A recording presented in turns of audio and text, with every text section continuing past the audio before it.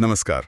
आज हम राजस्थान के इतिहास और संस्कृति की कुछ दिलचस्प परतों को खोलने जा रहे हैं। हाँ, नमस्कार। हमारे सामने कुछ स्रोत हैं जो हमें वीरता, लोक प्रतिरोध, कलात्मक ऊंचाइयों और इतिहास लेखन की अलग-अलग कहानियों से रूबरू कराते हैं। बिल्कुल। तो हम देखेंगे कि कैसे ये अलग-अलग धागे मिलकर एक क्षेत्र की पहचान बुनते हैं। हाँ, और ये स्रोत हमें ले जाते हैं कुंवर प्रताप सिंह जैसे युवा क्रांतिकारी के बलिदान तक, फिर डूंगजी जवार जी जैसे लोक नायकों के अनोखे प्रतिरोध तक, हाँ। निहाल चंद के अद्भुत चित्रकला और दयालदास जैसे इतिहासकारों के जरूरी काम तक। सही। तो हमारा मकसद सिर्फ घटनाओं को दोहराना नहीं है, बल्कि इन कहानियों के पीछे छिपे गहरे अर्थों को, उस समय के समाज और मूल्यों को समझना है। बिल्कुल।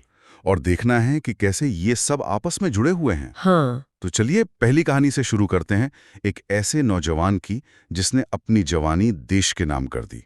कुंवर प्रताप सिंह बारहाट। हाँ, प्रताप सिंह 24 मई 1893 को उदयपुर में जन्मे। पिता केसरी सिंह बारहाट खुद एक जाने माने क्रांतिकारी थे। हाँ, तो मतलब देशभक्ति तो विरासत में मिली थी। बिल्कुल। हाँ, खून में ही थी। और बहुत कम उम्र में ही वे क्रांतिकारी रास्ते पर चल पड़े थे। उनका नाम वो 1912 में वाइसराय लॉर्ड हार्डिंग पर बम फेंकने की घटना से भी जुड़ा था। अच्छा। हाँ, हालांकि उनके और उनके साथी जोरावर सिंह के खिलाफ पुख्ता सबूत नहीं मिले थे उस वक्त। लेकिन शक तो हो ही गया होगा अंग्रेजों को। बिल्कुल, शक की सुई उन पर टिक गई थी। बाद में उन्हें बनारस षड्यंत्र केस में गिरफ्तार किया गया। अच्छा। और फरवरी 1915 से बरेली सेंट्रल जेल में रखा गया। और यही बरेली जेल में वो घटना हुई जो आज भी रोंगटे खड़े कर देती है। हाँ, क्लीवलैंड वाली घटना। हाँ, अंग्रेज सरकार के गुप्तचर विभाग के निदेशक सर चार्ल्स क्लीवलैंड उनसे मिलने आए। मकसद था साथियों के नाम उगलवाना। क्लीवलैंड ने सोचा शायद परिवार का वास्ता देकर ये नौजवान टूट जाएगा। उन्होंने कहा, तुम्हारी माँ तुम्हारे लिए बहुत रोती है। ये एक तरह की मनोवैज्ञानिक चाल थी, है ना? निश्चित रूप से अंग्रेज अक्सर ये कोशिश करते थे राष्ट्रवाद की भावना को व्यक्तिगत या पारिवारिक भावनाओं से तोड़ने की। उन्हें लगा माँ का जिक्र सुनकर प्रताप पिघल जाएंगे। लेकिन प्रताप का जवाब, वो तो हाँ, उनकी सोच से कहीं ज्यादा परिपक्व और दृढ़ था। उन्होंने कहा, मैं अपनी एक माँ को हंसाने के लिए हजारों माताओं को रुलाना नहीं चाहता। क्या कहने, मतलब महज 22-23 साल की उम्र में इतनी स्पष्टता। ये सिर्फ अंग्रेजों को जवाब नहीं था, ये तो एक पूरे फलसफे जैसा लगता है। सही कहा। ये वाक्य सिर्फ विद्रोह नहीं दिखाता, ये उस उभरते हुए राष्ट्रवाद का प्रतीक है जहां भारत माता की कल्पना व्यक्तिगत मां से भी बड़ी हो गई थी। बिल्कुल। ये दिखाता है कि उस पीढ़ी के क्रांतिकारियों के लिए राष्ट्र का विचार कितना गहरा और सर्वोपरि था। ये व्यक्तिगत सुख दुख से ऊपर उठकर एक बड़े लक्ष्य के प्रति समर्पण था। और क्लीवलैंड जैसे अनुभवी अंग्रेज अफसर का भी ये कहना कि मैंने आज तक प्रताप सिंह जैसा युवक नहीं देखा, ये भी बड़ी बात है। हाँ, ये उनकी असाधारण दृढ़ता को ही दर्शाता है। लेकिन इस दृढ़ता की कीमत वो बहुत भारी थी। बहुत भारी। अंग्रेजों ने यातनाएं जारी रखी और महज 25 साल की उम्र में 27 मई 1918 को बरेली जेल में ही उनकी शहादत हो गई। उनका बलिदान स्वतंत्रता संग्राम के इतिहास में अमर हो गया। ये सिर्फ एक दुखद अंत नहीं, बल्कि प्रेरणा का एक स्रोत है। हाँ, बिल्कुल। जो दिखाता है कि कैसे सिद्धांत और देश प्रेम के लिए एक व्यक्ति चरम तक जा सकता है। उनकी कहानी आज भी युवाओं को व्यक्तिगत हितों से ऊपर उठकर सोचने की प्रेरणा देती है। प्रताप सिंह के इस व्यक्तिगत बलिदान से अब चलते हैं एक अलग तरह के प्रतिरोध की ओर, जो लोकमानस में ज्यादा रचा बसा है। डूंगजी और जवाहर जी की कहानी। हाँ, शेखावाटी के लोकनायक। ये शेखावाटी क्षेत्र के यानी उत्तर पूर्वी राजस्थान के सीकर जिले के बठोट पाटोदा गांव के ठाकुर थे। चाचा भतीजे की ये जोड़ी अंग्रेजों और अमीर सेठों के लिए सिरदर्द बन गई थी। हाँ, इनका तरीका बिल्कुल अलग था। इन्हें अक्सर सोशल बैंडिट या सामाजिक डाकू कहा जाता है, एक ऐसा फिनोमिनन जो दुनिया भर में मिलता है। अच्छा। हाँ, जहाँ कुछ लोग व्यवस्था के खिलाफ जाकर अमीरों को लूटते हैं और गरीबों की मदद करते हैं। डूंगजी जवाहर जी अंग्रेजों की छावनियों और अमीर सेठों को निशाना बनाते थे और लूटा हुआ माल गरीबों में बांट देते थे। मतलब एक तरह के राजस्थानी रॉबिन हुड कह सकते हैं। हाँ, कह सकते हैं। लेकिन जाहिर है अंग्रेज सरकार और जिन सेठों को लूटा गया उन्हें रास नहीं आया होगा। उनके लिए तो ये कानून तोड़ने वाले अपराधी थे। सीधी सी बात है। बिल्कुल। यहीं पर इतिहास और लोक कथाओं का नजरिया थोड़ा अलग हो जाता है। जहां सरकार इन्हें डाकू मानती थी, वहीं आम जनता, खासकर गरीब तबका, इन्हें नायक समझता था। हाँ, वो रामगढ़ के सेठों वाला किस्सा भी सुना है। हाँ, वो मशहूर है। जब सेठों ने अंग्रेजों के डर से इन्हें मदद देने से इनकार किया तो इन्होंने उन्हीं सेठों को लूट लिया। इससे उनका दोहरा संदेश गया, अमीरों के अन्याय और अंग्रेजों के डर दोनों के खिलाफ। लेकिन ये राह तो खतरनाक थी। सुना है डूंगजी को धोखे से पकड़ा गया था। हाँ, उनके अपने साले भैरव सिंह ने ही लालच में आकर उन्हें सोते हुए पकड़वा दिया था। अरे, उन्हें आगरा के किले में कैद किया गया। उस समय आगरा का किला मतलब अपनी सुरक्षा के लिए बहुत मजबूत माना जाता था। वहां से निकलना लगभग नामुमकिन था। लेकिन यही कहानी में एक और मोड़ आता है। हाँ, जवाहर जी ने कुछ ही महीनों में अपने साथियों के साथ मिलकर आगरा किले पर धावा बोल दिया और डूंगजी को छुड़ा लाए। ये तो किसी फिल्म जैसा लगता है। ये वाकई एक बहुत ही दुस्साहसिक कारनामा था और इसने उनकी शोहरत को और भी बढ़ा दिया। ये उनकी संगठन क्षमता और निष्ठा का भी प्रमाण था। और इसके बाद भी वो रुके नहीं। नहीं, इसके बाद उन्होंने नसीराबाद छावनी को लूटा, जिससे अंग्रेज और भी बौखला गए। लेकिन आखिर में क्या हुआ? क्या वे हमेशा अंग्रेजों की पकड़ से बाहर रहे? नहीं, हमेशा नहीं। नसीराबाद लूट के बाद जब अंग्रेज सेना ने उन्हें घेरा तो दोनों अलग हो गए। जवाहर जी पहुंचे बीकानेर। अच्छा। वहां के महाराजा रतन सिंह ने पहले तो शरण दी, लेकिन फिर अंग्रेजों का दबाव पड़ा और उन्हें सौंप दिया। ओह। दूसरी तरफ डूंगजी जोधपुर पहुंचे। जोधपुर के महाराजा तखत सिंह पर भी अंग्रेजों ने दबाव डाला, लेकिन उन्होंने डूंगजी को सौंपने से इनकार कर दिया। ये दिलचस्प है। मतलब अलग-अलग रियासतों का अलग-अलग रवैया था। हाँ, बिल्कुल। ये दिखाता है कि कैसे अलग-अलग रियासतों ने अंग्रेजों के दबाव का अलग-अलग तरीके से सामना किया। डूंगजी का बाकी जीवन फिर जोधपुर में ही बीता। तो एक तरह से उनका अंत उतना गौरवशाली नहीं रहा जैसा उनका जीवन था। लेकिन फिर भी वे लोकनायक क्यों माने जाते हैं? उनकी विरासत उनके अंतिम दिनों से ज्यादा उनके कामों और उनके पीछे की भावना से जुड़ी है। उनका अमीरों के खिलाफ और गरीबों के पक्ष में खड़े होना, अंग्रेजी सत्ता को चुनौती देना, ये बातें लोकगीतों और कथाओं में जिंदा रहीं। सही। वे उस अन्याय के खिलाफ प्रतीक बन गए जो आम लोग महसूस करते थे। इसलिए कानून की नजर में भले ही वे अपराधी रहे हों, लोक स्मृति में वे नायक बन गए। हाँ, ये दिखाता है कि इतिहास को सिर्फ सरकारी दस्तावेजों से नहीं बल्कि लोक परंपराओं से भी समझना जरूरी है। बिल्कुल। अच्छा, वीरता और प्रतिरोध की इन कहानियों से अब कला और सौंदर्य के क्षेत्र में चलते हैं।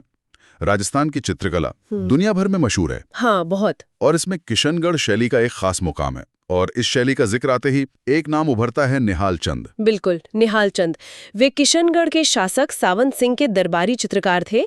सावंत सिंह का शासनकाल था 1706 से 1748 ईस्वी। हाँ, और सावंत सिंह खुद नागरीदास के नाम से कविता लिखते थे। बिल्कुल, और कृष्ण भक्ति में डूबे रहते थे। निहाल चंद ने उनकी इसी भावना और कलात्मक रुचि को अपनी कूची से साकार किया। और उनकी सबसे प्रसिद्ध कृति है बनी ठनी। हाँ, जिसे भारत की मोनालिसा भी कहा जाता है। ये तुलना क्यों की जाती है? क्या है इस पेंटिंग में इतना खास? भारत की मोनालिसा कहना एक तरह से उसकी प्रसिद्धि और थोड़ी रहस्यमयी सुंदरता को दर्शाता है। हालांकि दोनों पेंटिंग्स शैली और संदर्भ में बिल्कुल अलग हैं। हाँ, वो तो है।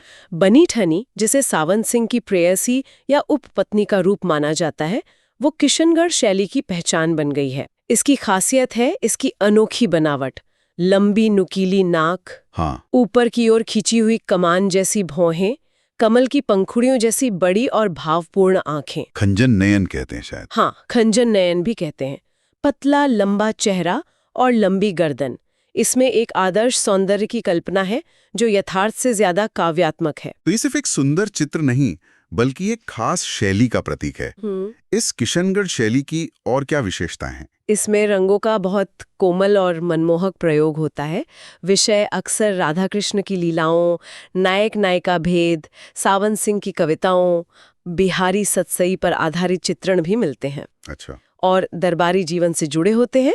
प्रकृति का चित्रण भी बहुत सुंदर और काव्यात्मक होता है।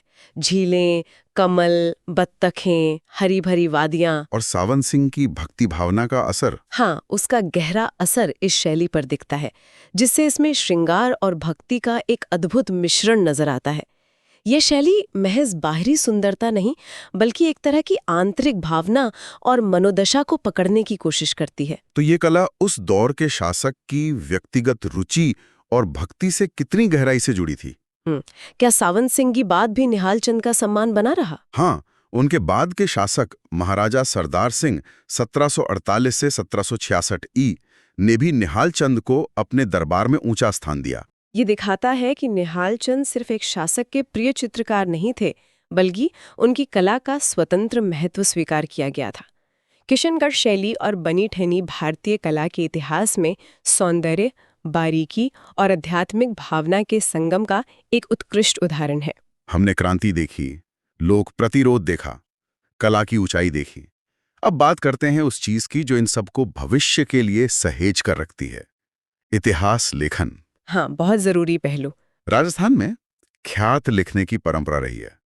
इसी परंपरा में एक अहम नाम है दयालदास सिढायच का। दयालदास सिढायच।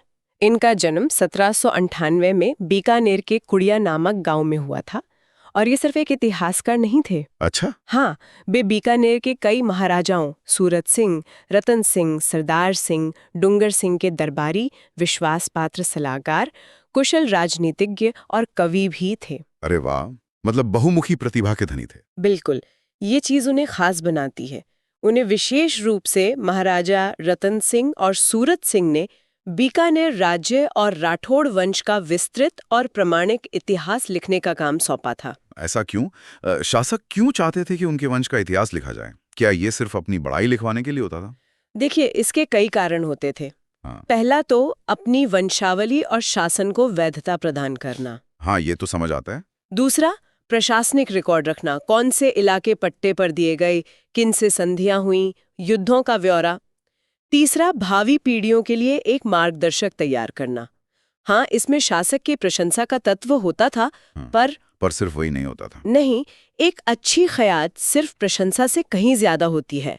वो उस समय के समाज, राजनीति और संस्कृति का दर्पण बन सकती है। तो दयालदास ने जो ख्यात लिखी, दयालदासरी ख्यात, उसकी क्या अहमियत है? उसमें क्या खास है? दयालदासरी ख्यात बीकानेर के राठौड़ों की उत्पत्ति से लेकर महाराजा सरदार सिंह के राज्यारोहण यानी 1851 ईस्वी तक का बहुत व्यापक इतिहास है। काफी लंबा समय कवर किया है। हाँ, और ये मारवाड़ी गद्य में लिखी गई है, जो उस समय पश्चिमी राजस्थान में प्रचलित भाषा का एक महत्वपूर्ण साहित्यिक रूप था। भाषा की दृष्टि से भी महत्वपूर्ण है। बिल्कुल। इसमें सिर्फ वंशावली और युद्धों का वर्णन नहीं है। दयालदास ने गीत, कवित, दोहे, निशानियां यानी राजकीय आदेश या चिन्ह, अच्छा, पट्टे परवाने, फारसी फरमान, संधियां, इन सब का भरपूर इस्तेमाल किया है। तो मतलब काफी सारे अलग अलग तरह के दस्तावेज इस्तेमाल किए उन्होंने। हाँ, इससे हमें न केवल राजनीतिक घटनाओं बल्कि शासन व्यवस्था, जमीन के रिकॉर्ड, कूटनीतिक संबंधों और यहाँ तक कि सामाजिक और धार्मिक जीवन की भी झलक मिलती है। यानी ये सिर्फ राजाओं का इतिहास नहीं, बल्कि एक तरह से पूरे राज्य का दस्तावेज है। आधुनिक इतिहासकार इसे कितना विश्वसनीय मानते हैं? देखिए, किसी भी दरबारी इतिहास को पढ़ते हुए थोड़ी सावधानी तो बरतनी होती है। हाँ, वो तो है, क्योंकि उसमें संरक्षक शासक का पक्ष लेने की संभावना रहती है। लेकिन दयालदास की ख्यात की खास बात यह है कि उन्होंने बहुत सारे स्रोतों का इस्तेमाल किया और तथ्यों को यथासंभव प्रस्तुत करने की कोशिश की है। अच्छा। प्रसिद्ध इतिहासकार डॉक्टर गौरीशंकर हीराचंद ओझा ने भी इसकी बहुत प्रशंसा की है और इसे बीकानेर के इतिहास के लिए अमूल्य माना है। वाह। यह सिर्फ बीकानेर ही नहीं बल्कि आसपास की रियासतों के साथ उसके संबंधों को समझने में भी मदद करती है। दयालदास का काम दिखाता है कि दरबारी संरक्षण में भी उच्च कोटि का और अपेक्षाकृत निष्पक्ष इतिहास लेखन संभव था। 1891 में उनका निधन हुआ, लेकिन उनका काम आज भी जिंदा है। ये वाकई कमाल है कि कैसे एक व्यक्ति का लिखा हुआ इतिहास सदियों बाद भी इतना प्रासंगिक बना रहता है। यही इतिहास लेखन की ताकत है। दयालदास ने न केवल अतीत को दर्ज किया बल्कि भविष्य के इतिहासकारों के लिए एक मजबूत आधार तैयार किया। उनकी ख्यात मध्यकालीन और आधुनिक बीकानेर व पड़ोसी राज्यों के इतिहास को समझने के लिए एक अनिवार्य स्रोत है। तो आज हमने राजस्थान के इतिहास और संस्कृति के 4 अलग अलग रंगों को देखा। कुंवर प्रताप सिंह का सिद्धांतवादी बलिदान, हाँ, डूंगी जवाहर जी का जमीनी और लोक केंद्रित प्रतिरोध, बिल्कुल, निहाल चंद की कला में सौंदर्य और भक्ति का शिखर, अद्भुत, और दयालदास का सावधानी से बुना गया ऐतिहासिक ताना बाना। ये चारों कहानियां जो अलग अलग समय और मिजाज की हैं, मिलकर राजस्थान की एक ज्यादा जटिल और बहुरंगी तस्वीर पेश करती हैं। सही कहा। ये दिखाती हैं कि पहचान सिर्फ युद्धों और राजाओं से नहीं बनती, इसमें क्रांतिकारियों का त्याग, लोक नायकों की आवाज, कलाकारों की कल्पना और इतिहासकारों की कलम सबका योगदान होता है। बिल्कुल। हमने देखा कि कैसे प्रतिरोध के अलग-अलग रूप हो सकते हैं, कैसे कला शासक की भक्ति और सौंदर्य बोध को दर्शा सकती है, और कैसे इतिहास लेखन अतीत को समझने और भविष्य को दिशा देने का काम करता है। और ये सब हमें सोचने पर भी मजबूर करता है ना? इन किरदारों और घटनाओं से हम उस दौर के समाज के बारे में क्या समझ सकते हैं? उनकी प्राथमिकताएं क्या थी? उनके सामने क्या चुनौतियां थी? हाँ, ये बहुत महत्वपूर्ण सवाल है। और उससे भी आगे बढ़कर आज हम इन कहानियों को कैसे देखते हैं? लोकनायक, क्रांतिकारी, कलाकार, इतिहासकार, ये सब मिलकर जो किसी क्षेत्र की सामूहिक स्मृति बनाते हैं, वो स्मृति समय के साथ कैसे बदलती है? ये एक महत्वपूर्ण सवाल है। क्या हम इन कहानियों को सिर्फ तथ्यों के संग्रह की तरह देखते हैं, या उनसे मिलने वाली प्रेरणा, चेतावनियों और जटिलताओं को भी समझते हैं? उदाहरण के लिए, डूंगजी जवाहर जी की कहानी हमें नायकत्व और कानून के बीच के तनाव पर सोचने को मजबूर करती है। निहाल चंद की कला हमें सौंदर्य और भक्ति के रिश्ते पर विचार करने को कहती है। सही। इन अलग अलग धागों को साथ रखकर ही हम अतीत की एक ज्यादा सच्ची और सार्थक समझ बना सकते हैं। बिल्कुल। तो श्रोताओं के लिए आज का विचार ये हो सकता है, किसी भी क्षेत्र या समाज की कहानी सिर्फ एक आवाज में नहीं कही जाती। उसमें कई परतें, कई नायक, कई दृष्टिकोण शामिल होते हैं। हाँ। इन अलग अलग आवाजों को सुनना और समझना क्यों जरूरी है, और ये मिलकर हमारी आज की समझ को कैसे समृद्ध करते हैं, इस पर विचार करना वाकई दिलचस्प होगा। बिल्कुल।